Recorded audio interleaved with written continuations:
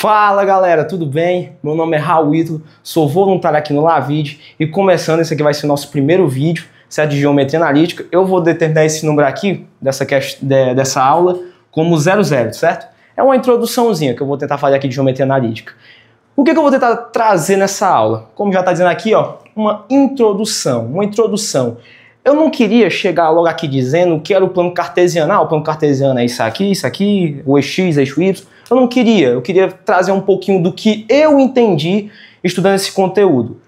Até uns livros que eu utilizei bastante foi esse livro aqui, ó, por exemplo, do Letold, certo? Cálculo com geometria analítica. Eu sei que aqui tá sem a capa dele, tá certo? É uma Xerox, mas foi um livro que eu utilizei bastante, tá certo? E que me fez eu entender um pouquinho do que eu vou trazer aqui, tá certo?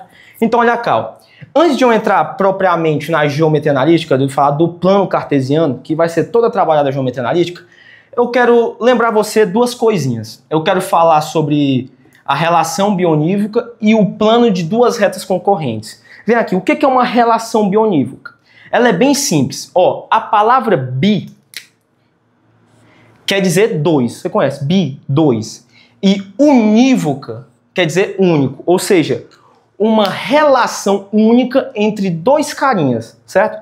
Por exemplo, olha aqui, eu vou trazer dois conjuntos. Eu vou trazer o conjunto A, tá aqui o conjunto A, onde vai ter os números 1, 2 e 3. E eu vou trazer aqui, cara, o conjunto B, certo? Que ele vai ter o número, qual vai ser os números? Vamos supor aqui é o 4, o 5 e o 6. Como é que eu vou fazer uma relação bionívoca aqui, ó? Relação bionívoca, eu vou pegar 1 e 1. Ou seja, ó, por exemplo, 1, eu vou fazer o 1 ele se relacionar com 4, olha aqui, ó. O 1 ele vai se relacionar com 4 e o 4 ele vai ter que se relacionar com 1.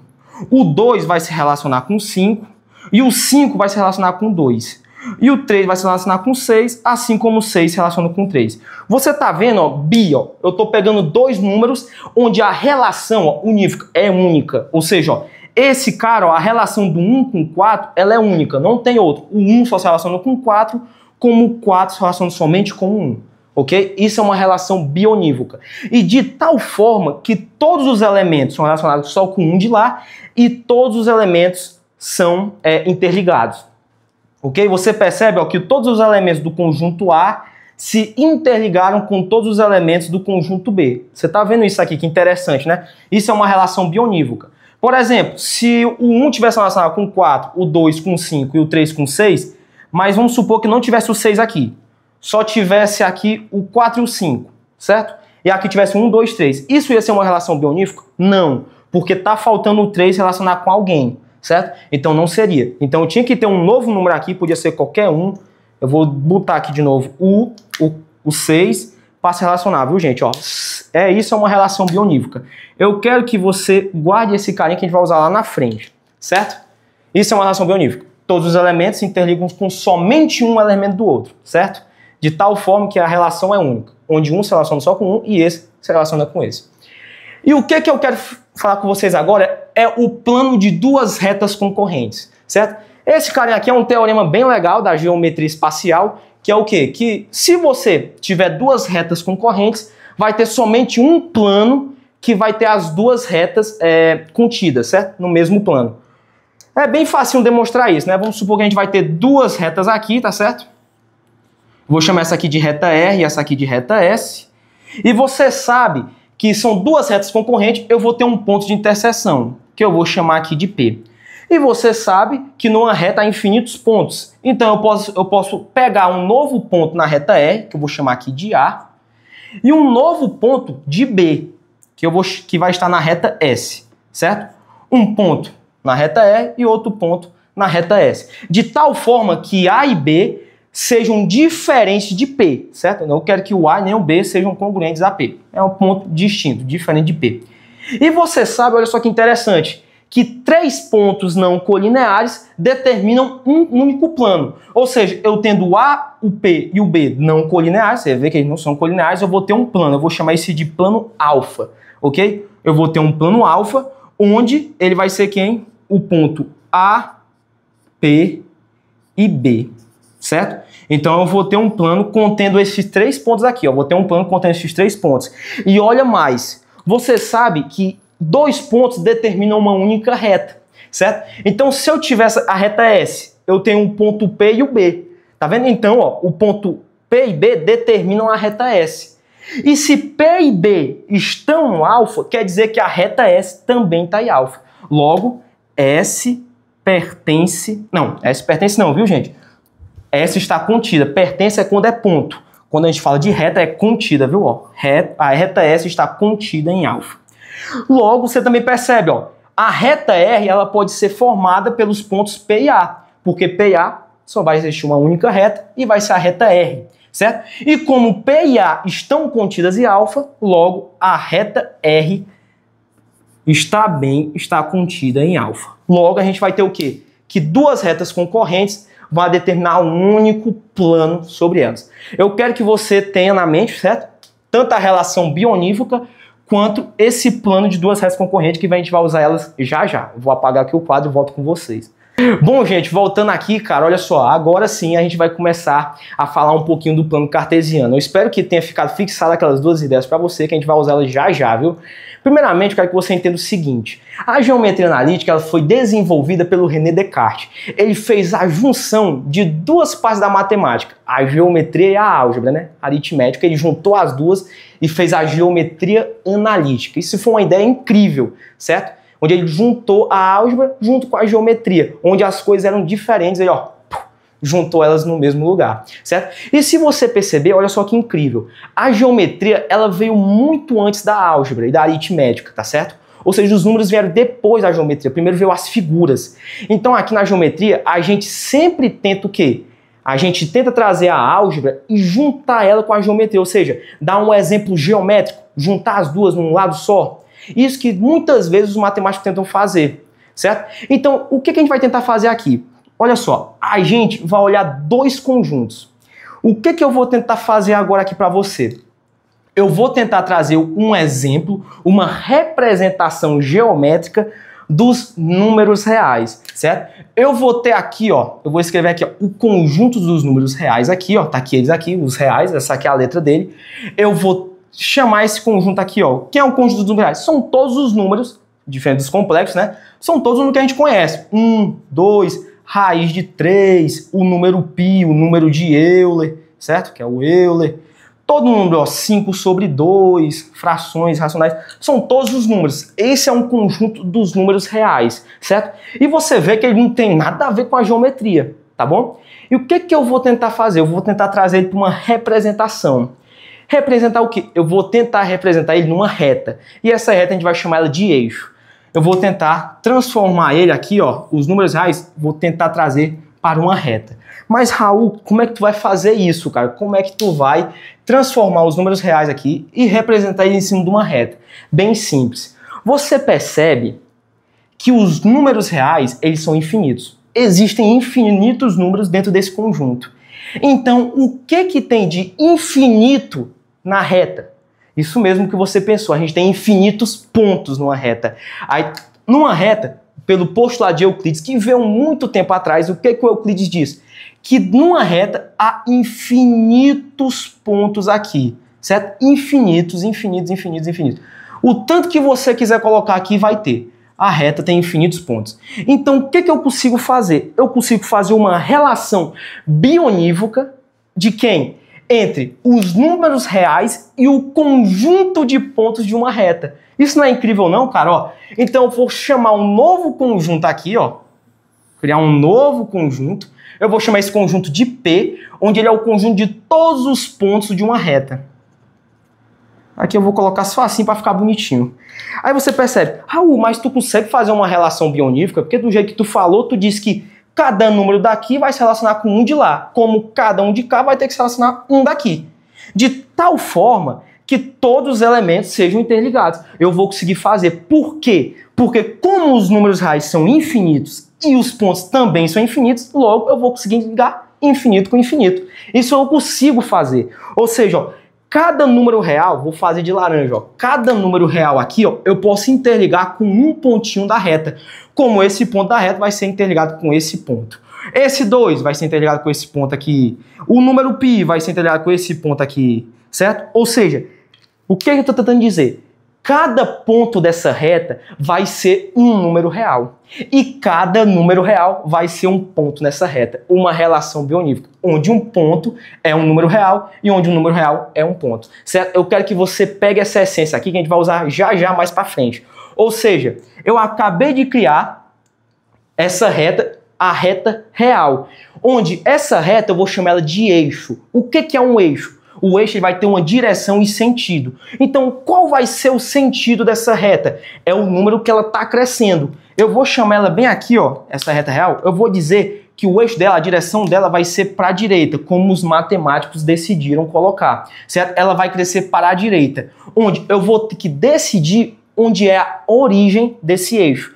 E quem vai decidir a origem, você sabe quem é o zero, certo? O zero ele foi considerado o cara para decidir a origem do eixo real, ok? Ó, onde todos os números à direita do zero vão ser os números o que? Positivos. Aqui, ó, vai ser o 1, o 2, o 3, o π, certo? Todos os números positivos maiores que zeros vão estar à direita, ou seja, ela vai estar crescendo à direita. Foi assim que os matemáticos decidiram, certo? Podia ser para o outro lado, para qualquer um, mas os matemáticos decidiram colocar para a direita. Então ela vai crescer nesse sentido aqui, ó, para todo o infinito. E, consequentemente, a esquerda vai ser os negativos, ó, menos 1, menos 2, menos 3, e assim vai para cá, certo? Onde aqui a gente acaba de ver o eixo real. E aí você me pergunta, Raul, e o zero, ele é positivo ou ele é negativo? Cara, nenhum dos dois. O zero, como é que eu posso te dizer? Ele é uma referência, certo? Toda vez que tu vai fazer assim, uma questão, onde o x, eu quero que o x seja o quê? Seja um número positivo, então o x ele é maior que zero. Eu quero que o x, o número, seja negativo, então o x tem que ser menor que zero, ou seja, ele é uma referência, certo? Ele não é nem positivo nem negativo, ele é uma referência para eu saber quando vai ser positivo e quando vai ser negativo, tá certo? Então ele não é nem positivo nem negativo, ele é uma referência, ele é a origem, certo? Então esse cara aqui é o eixo real, tá certo? Agora o que eu vou falar para vocês? O que os caras fizeram? Os caras fizeram o seguinte, o que o René Descartes fez? Ele viu que todo número real ele vai ser um ponto nessa reta. Então ele decidiu fazer o quê? Pô, eu vou juntar dois eixos, eu vou pegar esse eixo, vou duplicar ele e colocar mais um em cima desse eixo. Eu vou fazer tipo o quê? Eu vou ter o eixo aqui, um eixo real aqui, tá aqui ele, e vou colocar mais um aqui, ó, de forma ortogonal, certo? Fazendo 90 graus. Onde esse ponto aqui, ó, vai ser tanto a origem desse eixo que sobe, quanto desse eixo aqui também horizontal. Aqui vai ser a origem zero, certo? A origem dos eixos. Onde, aqui você já viu, como ele está crescendo à direita, aqui é o zero, aqui vai ser os números positivos. E assim vai. Daqui vai ser os negativos. Aqui vai ser os negativos. E, consequentemente, aqui também, né? Aqui positivo, né? 1, 2, 3. E aqui negativo. Menos 1, menos 2, menos 3. E assim vai, certo? Esse aqui é o eixo. Existem vários tipos de plano cartesiano. Só que a matemática ela decidiu colocar isso aqui como principal. O eixo ortogonal, tá certo? Porque ele é mais bonitinho e é melhor de se trabalhar. Mas se você quisesse, cara, como eu já tinha estudado, existem eixos que são assim, cara. Isso aqui é um eixo coordenado. Você tem o quê? Um eixo pra cá, um eixo pra cá. Isso aqui é um eixo. Você percebe que ele é ortogonal, né? Mas você consegue trabalhar isso aqui, viu? Isso aqui a gente vai ver muito em vetores, certo? A gente vê essa parte aqui. Mas aqui na matemática, aqui na geometria analítica, ela vai ser toda baseada nesse sistema aqui que a gente chama de plano. Por que isso aqui é um plano, cara? Porque você lembra o que a gente falou antes, onde duas retas concorrentes determinam um único plano que contém elas. Ou seja, se isso daqui é uma reta e isso aqui é uma reta, né? O eixo é uma reta, você concorda que aqui eu vou ter o quê? Um plano contendo elas. Isso daqui tudo, cara, vamos supor, né? Claro que o plano é infinito, mas vamos supor que ele é infinito até aqui, certo? Pensa que isso aqui é infinito, eu vou fazer um quadradão aqui, tá certo? Isso aqui é um quadradão onde todo esse plano contém esses eixos, certo? E olha que isso aqui é incrível, cara, isso é mentira. Se tu sabe que todo ponto vai ser o quê? Um número real, essa é a parte da geometria. Se eu tiver um número, eu vou ter um ponto nesse eixo, como nesse aqui também. No plano eu vou ter também, porque você lembra o que o Euclides falou. Tanto na reta quanto fora dela, ou seja, no plano, também há infinitos pontos. Então eu consigo também representar pontos a partir do plano. Só que aí eu vou precisar de duas coordenadas. Olha só isso aqui, ó. Se eu fosse chamar esse pontinho bem aqui, ó, esse pontinho aqui, você percebe que eu trazendo para esse eixo aqui, eu vou ter o quê? Eu vou ter o número 2. Então, e nesse eixo aqui de cima, ainda não disse o nome desse, tá certo? Depois eu vou dizer o nome desse eixo e desse eixo. Levando para esse eixo horizontal, eu vou ter o 2. E nesse eixo vertical também eu vou ter o 2.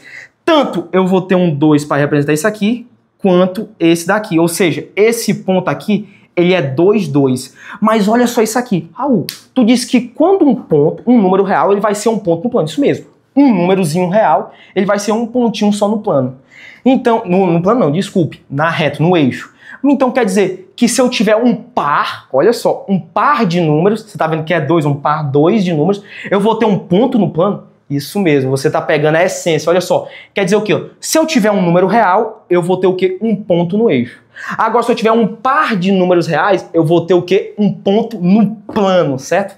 Então, ó, esse cara aqui, ó, ele é contido de todos os pares ordenados, certo? De números reais, que a gente está tratando de números reais. Ou seja, ó, um número real, ele é um ponto no eixo. Um par de números reais, ele é um ponto no plano, certo? Então, todo ponto no plano, ele é um par de números reais. E todo par de números reais, ele é um ponto no plano. Mais uma relação bionívoca, certo? Como tem infinitos pontos no plano, e eu tenho infinitos pares ordenados, logo eu consigo fazer a relação bionívoca, onde cada um vai estar aqui, tá certo? E logo, o que os caras fizeram? Pô, então se eu quisesse representar isso aqui de forma, como eu posso dizer, de forma genérica aqui no plano, então eu tinha que chamar, você percebe que toda vez eu sigo o quê? Eu sigo primeiro esse eixo horizontal e depois eu sigo o eixo vertical. Você percebe, ó, primeiro eu tive que escolher um eixo horizontal, um número real horizontal, que eu chamei aqui, por exemplo, de -2, e depois eu tive que escolher um número real que está no eixo vertical, que, por exemplo, pode ser aqui o 3. Certo? Então você percebe o quê? Ó? Que sempre eu escolho primeiro o número real nesse eixo e depois nesse eixo. Por exemplo, aqui é -2 e aqui é o 3.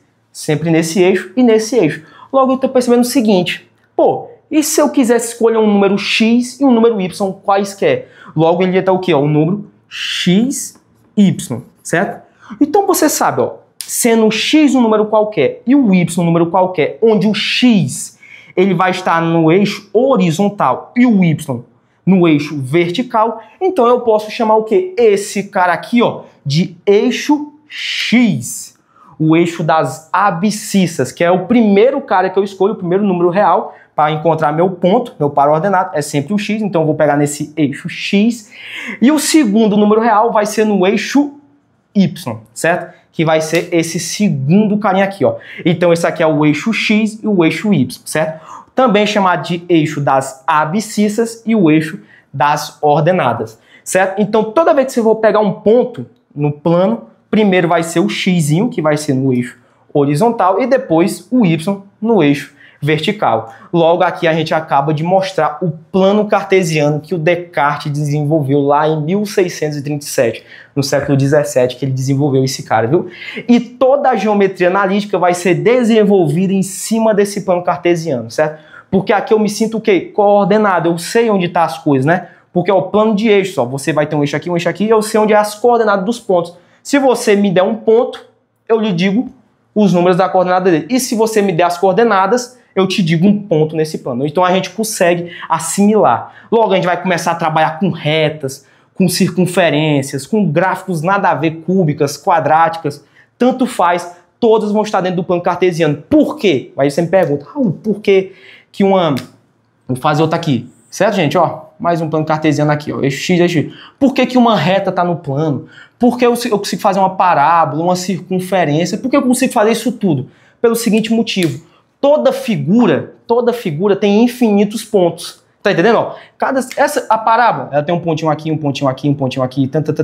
A reta, vários infinitos pontos. Uma circunferência, também infinitos pontos aqui, ó. Então, se ela tem infinitos pontos, então eu consigo encontrar as coordenadas desses pontos. Fazendo o quê? Usando o eixo de coordenadas, certo?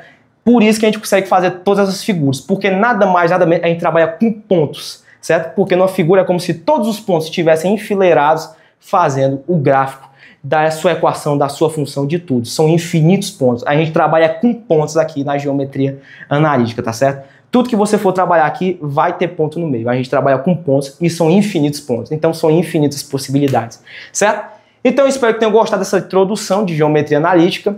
Esse aqui foi a nossa aula 00. Próxima aula eu vou falar de distância de pontos, tá certo? Falar a distância desses pontinhos aqui, né? Distância, qual seria a distância desse ponto para cá? A gente vai ver na próxima aula. Espero que tenham gostado do vídeo. Até a próxima. Valeu!